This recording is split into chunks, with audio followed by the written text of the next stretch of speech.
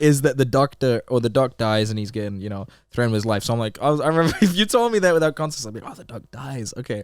Oh, that's right. How does that happen? But that's pretty cool. I like that. What is it that kills him? Libyans. In the Volkswagen. He was shot by Libyans with a Volkswagen bus, like the cute bus that just surfers drive around America with. It's ridiculous. The hippies. The hippie, yeah. And it's just like two guys. That's the entire force of Libya. Yeah, that's the entire force of Libya. I am nervous. 3. You want me to start it off?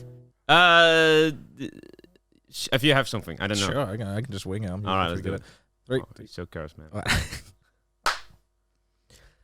All right, welcome to the pilot episode of Bad Writers. I am Noa Mouritzen-Ward, and joined is my co-host, my very nervous co-host, Burt Burlington. Burt Burlington nervous, they call me as well. Yeah, I'm nervous, of course, because it's our first episode, and I don't know what's gonna happen. I noticed that we really like hanging out with each other because we have been doing that non-stop since we gone into the same school together.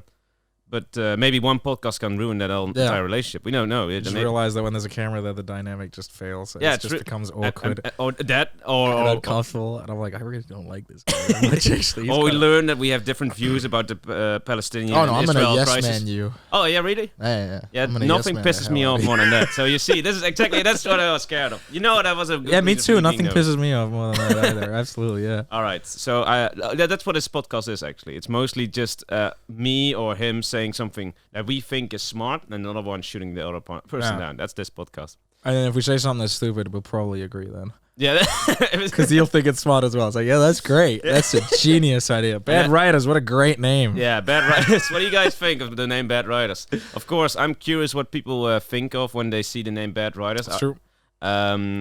It's an ironic name. Hopefully, we're still not sure yet if it is. Seeing if that happens. We have some successes here and there, so we know that we are not that bad. But it's still funny because it's a running joke between us that we aren't successful yet because we're just bad writers and we just have to give up, man. Yeah, that's pretty much it. So that's also a good segue into what we're going to be doing in this pilot episode, which is kind of introducing the podcast, kind of riffing, seeing where it's going to go, and then because it's a pilot, just very loose, and then we have structure. I swear. Structure. It's not just scribbled down. Question number 1. Point 1. Yeah, this is our plan for today. There we go. So we're going to be very interested in getting into these points with you. Yes, exactly. Colors. Just colors. So let's learn you. Let's get to know you a little bit more. Yeah. Very important question. What's your favorite color, Noah? No, let's just no. It's just a joke. It's not a real question. No, let's just jump. We're already wasting too much time with our viewers. All right. So please, let the viewers get to know you a little bit more. All right, let's go. Because it's a writing podcast mainly, but also stuff within film and series, and just stuff we've written, stuff we're working on, stuff we want to write, stuff we like, films, all that kind of stuff. We'll just give you a crash course of just each of us, just so you can get to know us like real speed. It's like speed dating, you know. It's a little bit like speed dating. Yeah. I love, right now I'm writing a lot of comedy. I love comedy. We're working together, actually, me and Burt here. Also really just love 80s films. We'll actually talk about some of that today because we actually watched an 80s film yesterday that we hadn't seen before. Popular one. Very popular one. And it's going to be a controversial opinion. I think so too, so stick around for that. Yeah. 80s films, love it, especially sci-fi. Alien, The Thing, The Fly, things like that. Oh, but my favorite movie is The Lighthouse. I believe it's probably taken number 1 spot. I think so, yeah. It started to creep up there. I noticed it. So that's kind of just a crash course of me right now working on comedy. We have also made a short film that is now in the in post-production that is going to be a comedy that hopefully we can actually talk about it on the podcast in a couple of weeks. That would be really cool, or a month or something like that. We don't know when it's out, but yeah, that's a real quick speed dating of me. All right, and then you, let's do speed. That's me, speed dating. What about you, Burt? What's what strokes your goat? I don't know. Oh man, I thought you would know it by now, but yeah, I'm a writer as well, a very bad one, so I'm very fitting for this podcast. I always, when I was 12, I wanted to write a story, a feature film. I immediately started jumping into that. And I was working on my mom and dad's laptop, which was very slow. And my mom and dad were not understanding that a 12-year-old was trying to write a feature film. And they would just disturb me and vacuum under me when I was writing in the living room at the living room table. And I was like, "Oh, Mom, I'm writing." And then so I gave up because that was such a big project for a 12-year-old. And I didn't know what I was doing. And I refound that love when I watched Game of Thrones, and I was like, I want to write these big stories, these big fantastical worlds. And then later I found out I just want to become a screenwriter. I think that's my main thing. It's what I am best at, I think, and have the most love for. And I have been writing very steadily shorter things because that first thing of that feature film is too intimidating. And these are like lessons that I want to get over to people who are interested in writing, or just as far as we are in writing, or don't know a little. We have some. We're being very humble, I think, with the name Bad Writers, but I feel like we have something to say here and there. Well, we also have things to say that are maybe, wrong, and then we can learn with it. And this, because also maybe maybe at some point I'm sure we're gonna learn things from this podcast. I hope so. Hopefully teach. Yeah, we're gonna probably learn if we like each other. Yeah, that's a big one. That's the main one. Yeah, but yeah. So I've been steadily writing a lot of short films and scenarios, and now I'm writing more comedy because that's always my secret. Well, it's not a secret. It's just my greatest pleasure. But it's always, I put it on a pedestal for so long, but now I'm very happy that I'm digging it in, getting into it with Noa right now.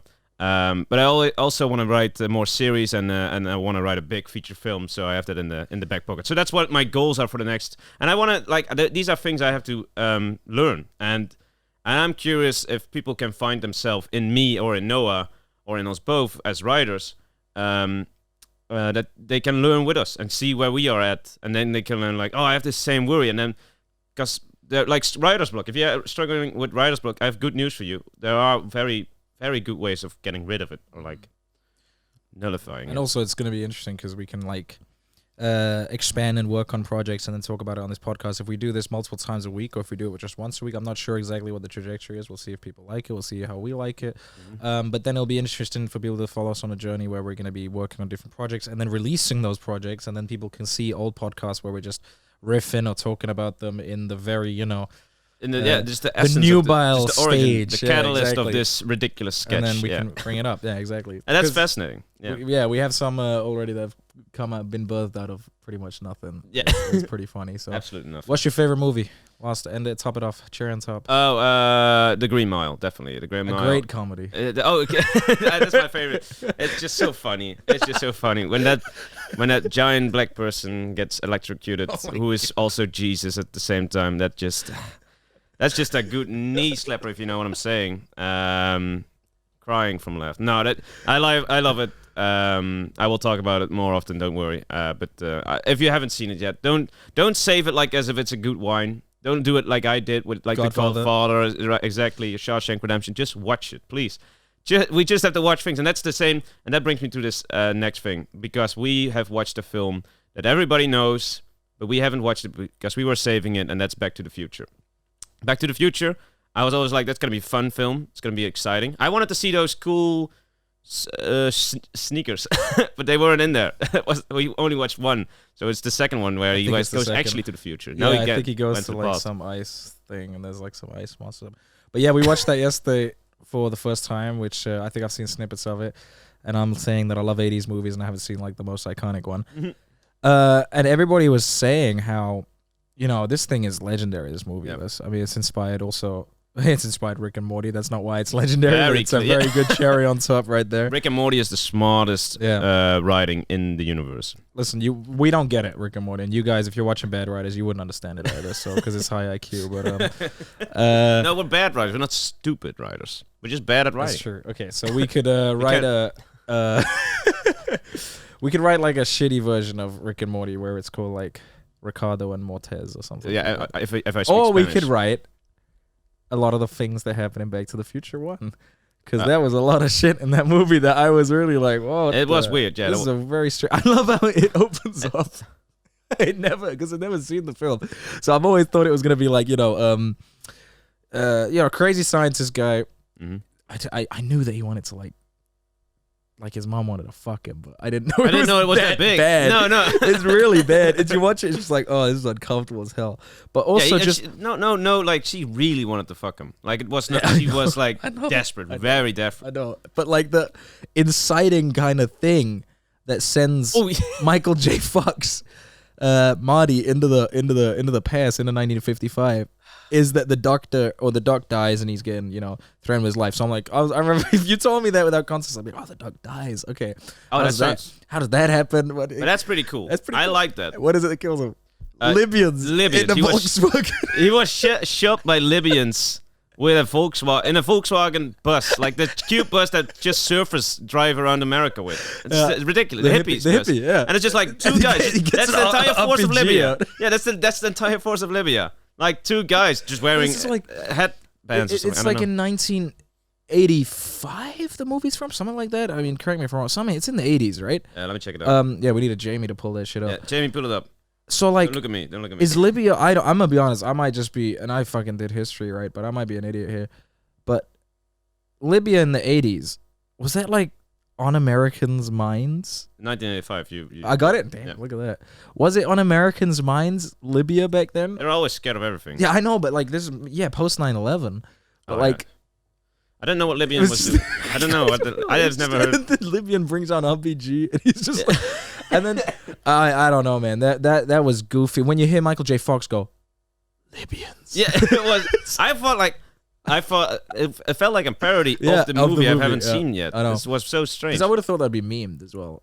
Yeah, the Libyans? I've never seen that. I've only seen like Libyans him in the looking movie. like this or something. That's the only thing. Libyans he's wearing like a real like cliche terrorist outfit. He's just wearing like rags. They're in like downtown fucking. Where are they living? I don't even know where they're living. Where is this? It's set. It's somewhere in the U.S. Somewhere. I just want to say Wisconsin or something. Yeah, something like that. It looks like some little U.S. town, and they're dressed like they're in a polo. How conspicuous of a terrorist you want to be that you're dressed in the full attire? And they're already driving. In the end of the movie, we can see them driving because we're back in exactly. like a few minutes before. We can see them just driving around in their thing, and then like. But why did I think it's strange that they said like I had decided to build a bomb. I said I will build a bomb for them to get like plutonium, right? Or what was it again? Plutonium. Yeah. Was that I don't know. But like, why he had to say Libyans and not like I had to buy this for these. I'm doing the Rick voice almost because it's like a very big pretty similarities. Much it was just Rick. But he had like these. They couldn't have just said terrorists. Yeah. But then maybe Americans would have been more like, Doc was working with terrorists. Well, I don't like him now. But I feel like Libyans is still like the terrorists. He cheated the Libyans. That's the thing. He gave them like a box of something. Yeah, just a spare part. Okay, we're nitpicking here, but I would have thought like the 80s, if they were scared of something, they would have been like the Russians or something like that. Yeah. I didn't even know Libyans were on Americans' minds. Then there wouldn't be two Russians because the threat shouldn't be too big because they had to defeat him at the end. It's so like a spoiler. But they could have just said like, it's true. They could have just said like, and they defeat themselves, right? They are just chasing this guy who just runs into a bus and then they just die. No, they don't go back in time to kill the terrorists. They die right when Michael J. Fox leaves to go back in time. Because he goes and big spoiler, I didn't notice, but Doc was never in harm because he was already wearing. Oh well, he was. No, that was okay. He was because he went back in time and he had the letter. All right, all right, good. But I mean, the letter was that was a nice touch. I think that was fine. But it's like I would have thought that like an easier sort of explicable and less random and less kind of wacky scenario is like maybe he just took it from the government or something like that, and then maybe it's like I don't know, it could be a government after. It's just very strange that it was Libyans. I don't know why. It's just specifically Libya. It was very weird. I like how it's an inciting incident. If it's such a weird one, there's no build up or it's just like Libyans. I thought it was just a small thing like I just made this bomb for these people, but they died, and then shit, they show up and it's just a big bus, and that's that is actually incident. very Rick and Morty. Actually, now I'm thinking about it. Morty, you gotta come help me. I made a bomb. I took plutonium from the Libyans, and now they're after me. There you go. That's actually quite Rick, exactly. Plutonium is pretty illegal. Yeah, exactly. So I guess that actually kind of maybe Rick and Morty. But that's the inciting incident. That's a big thing to talk about. But I also wanted to talk about these weird things like at the ending. Yeah. Because with Biff. But let's work towards the ending of Biff, like where Biff gets. This was horrible, actually. it's super strange. Like I have never heard anybody talk about this. But like, all right, let's go. All right, so Chronologically. first thing that happens is Michael J. Fox, Marty McFly, really wants to 80s version of Tom Holland. Yeah, very much. He's very basically much. just Tom Holland. Yeah, exactly. So he goes back in time. His mom is desperate to have sex with her son. It's very clear, and it could be pretty hot. I'm just gonna say it could be pretty hot, but it's still it's not. It's not what you were saying yesterday. No. Yesterday your fucking hands were cringing. Yeah, I was quite cringed. But now it sounds pretty hot. No. I've had time to sleep on it. Well, I didn't do much sleeping yesterday. I can tell you that. After watching that movie. That movie is just. Whoa. Anyway, she wants to have sex with him, and she is like she was before in the normal time. In the present, she was very what do you call it? Stuck up. Like she was like that. Girls shouldn't chase boys, but she was exactly that. Which is like that's her character. Maybe that's a flaw in her character. That's But good. they never worked, I think, is her thing. I suppose like the boys that she chased, I suppose, didn't, give her the love back or some shit, and then it just happened by chance that. Or maybe she was ashamed that she was so desperate or something, and that's why she is talking to her children like that. But anyway, she wants to have sex with her son. But then her son is like, "Oh, she is pretty fucking hot," but it's bad, which is right. And then we have introduced is the dad who has to have sex. So they have to come together. George, yeah. They have to. But he's a peeping Tom. He is a peeping. He is just looking right through the window, and it's like, do we have to root for this guy? Yeah, I didn't. Well, want to root we for are him forced to root for this guy, or else we don't exist anymore. It was still weird. That was weird. So it's like, oh, first we have a desperate like. Is she do we dare to say that she is what do you call it, a woman who promiscuous? No, a woman that wants to like have sex all the time. A nympho? A nymphomaniac. Oh, I think she's just 17. No, I know, but like if we just blow it up, right? What if she's like a nymphomaniac, and then we have George, the dad, is a peeping Tom, and then we have Biff, who's like the bully, but then we get more to than it. A bully, fucking hell, yeah. Yeah, in the end, where the mom is very desperate to have sex with Marty in the car at the end of the movie. Or just make out. We don't know. They're 17. They could just be making out. Maybe. Yeah, could be something like of some level of sexual degree. Yeah, she wanted to do with her son. But then Marty got kidnapped by Biff and his goons, and one guy was wearing 3D glasses. He's cool. I like him. Yeah, but it's just like that's just his thing. All right. And then what does Biff do? And Biff gets into the car and he's like, guys, take him away. I'm gonna rape her. And that's what he's doing. That's basically he's raping her. Yep. And rape is not funny. I'm laughing because it's ridiculous. Like I felt like this is ridiculous. How can these guys be okay with this? And luckily George comes in as the rescuer and he saves after him. Like being an amount of time. A long time, but it's good. Like if he has a flaw, you shouldn't be able to fix that in like half no, an hour. No. I mean that like that made it better. They had after Biff is in there and he's doing all that horrible shit. Yeah. Then it goes to Marty, who's in the trunk. Yeah. Then it goes to Marty getting out of the trunk. Yeah. So there's like this whole thing. If you're just right. sequencing, Biff's in there for like a good 5 minutes maybe in terms of like, so he's really going at it. And then obviously George comes up. I know it's awful. And then George comes up and is like, he knocks him out, right? He thought it was Marty, because he was pretending to do something bad. But then he actually had to do it, and he had to stand up finally, and that's good that he had that character development. But yeah, she was getting raped at that time, almost. Well, she was on the verge of. But she wasn't. She still was all dressed, but like they had quite a lot of time in there. Definitely. Yeah. Grabbing her and shit, and he kept saying like, you want it. Yeah. I'm like, this is an 80s family film. Yeah. And you got some guy just literally just trying to rape this woman. And the funny thing is she's like, oh my god, I was like, she was like half raped. I don't know what. Let's just not talk about like. She was definitely abused. Yes. Awful. Yeah, I think that's fine to say. But then she's like, oh my god, I was abused. All right, now I'm gonna make out with this George guy right now. Like you won't be in the yeah, exactly. This is the big thing that many people forget about. I think like it's not a significant thing, but it's very weird. It's very weird. So it's very weird. But like, especially with the music. I think it's strange. First off, that she is like still okay with going to the dance when she was like abused. Not even 5 minutes before going into the dance. I think. Yeah. Like it's a bit weird, but it's a movie. We have to get on. It's already 2 hours. We gotta move over. But then George is the man. the father, and he's dancing with his woman, and it's great and it's nice. And then this, I'm sorry, I'm gonna drop the G word. Ginger cunt. I knew it. So George is dancing with his future wife, and then this ginger cunt braces guy just comes in and is like, he pushes George away, I think, and takes his woman, and the woman is like, well, and he's like, Yeah, he's calculating. He's laughing He's like, maniacally, and then at the same time, George like, and at the same time, Marty's on the floor. He's like, he's dying. He's dying. He's going out of existence. But think about this: the reason he is dying is because they are literally apart, right?